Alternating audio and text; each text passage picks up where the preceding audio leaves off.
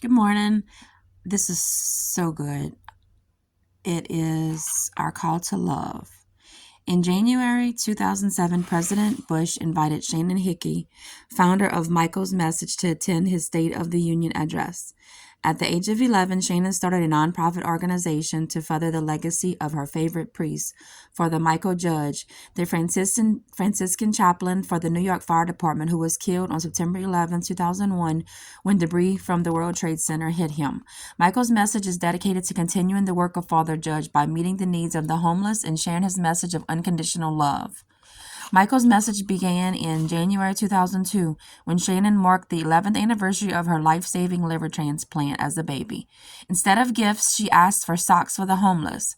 Michael's Message has collected and distributed more than 100,000 new items to the homeless and poor. God calls each one of us to be a presence of love in the world. Loving should be at the heart of our lives, yet some things can prevent us from bringing our love to others. One such thing is fear. We are often afraid to give our love because we are afraid of the consequences. Love can cost us dearly. When we reach out in love to others, we give up the illusion that we are in complete control of our lives. When we open ourselves to love, we can be hurt by those who might reject us, criticize us, judge us, try to possess us, or use us. C.S. Lewis put it this way: to love at all is to be vulnerable. Love anything and your heart will certainly be wrung and possibly be broken. If you want to make sure of keeping it intact, you must give your heart to no one, not even to an animal. Wrap it carefully round with hobbies and little luxuries. Avoid all entanglements. Lock it up safe in the casket or coffin of your selfishness.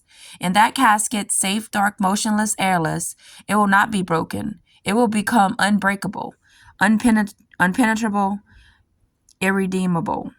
The only place outside heaven where you can be perfectly safe from all the dangers of love is hell. We were made in the image of God, who is love. God created us to reach out to others in love. When we hold back that desire, we are negating our very reason for living. When we refuse to love, we become an inhuman human being. We need to overcome this fear of loving in our lifetime. We find ourselves involved with all kinds of people. God calls us to love every one of these brothers and sisters who may cross that path. The temptation to save our love only for a few, we might think that is too much of an effort to love everyone. However, we do not choose whom we are going to love. God calls us to love everyone. If we have any hate or indifference within us, then we are not like God, who is pure love. In our relationships, some will be deeper than others. Yet the same basic call to love is present in every relationship.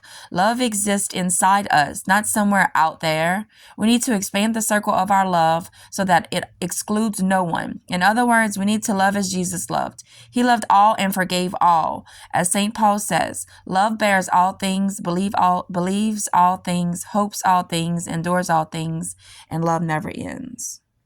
That was really good. And I shared my love with y'all today by sharing this message. So, who y'all going to share y'all love with today? God bless us, my friends.